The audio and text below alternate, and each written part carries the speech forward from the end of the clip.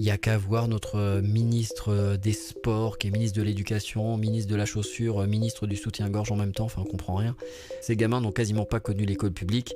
La meuf, en fait, n'était pas au courant qu'on avait le droit de mettre des baskets dans une école publique. Parce que elle, dans son école privée qui coûte bonbon, dans le règlement de l'école, il était stipulé qu'il fallait absolument avoir des chaussures en cuir.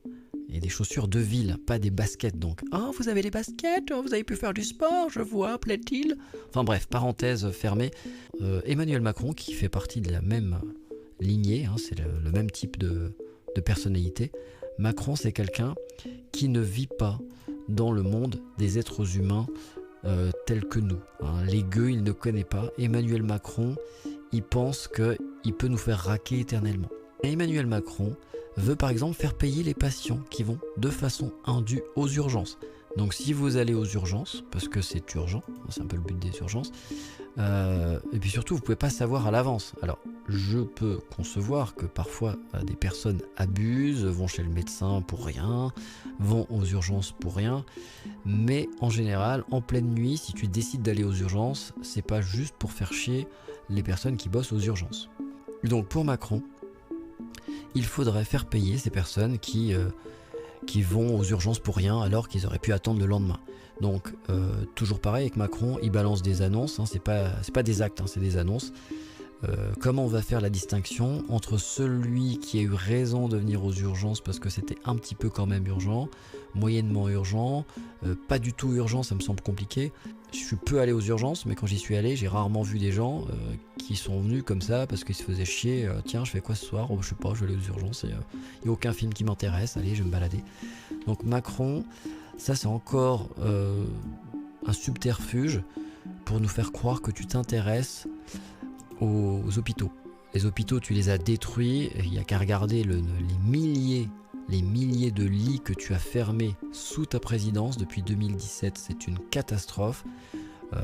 On attend toujours que tu sauves l'hôpital. Hein, tu as, comme d'habitude, fait des beaux discours et tu as été réélu, et pour l'instant, tu continues les fermetures. Donc c'est pas en balançant ce type de réforme que ça va sauver quoi que ce soit. Donc tu vas faire payer les patients et tu vas faire quoi de l'argent? Tiens, ça me fait rire ça. Tu vas faire quoi de l'argent, Macron?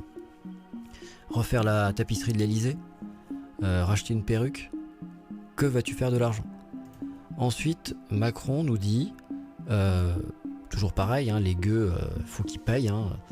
Prix des médicaments, se dire que l'on va passer de 50 centimes à 1 euro pour une boîte de médicaments, je n'ai pas le sentiment que l'on fait un crime terrible. Bah non, parce que toi, tu connais pas les prix, tu payes rien, t'es président de la République, donc tu ne payes rien. Et en plus, tu as une indemnité.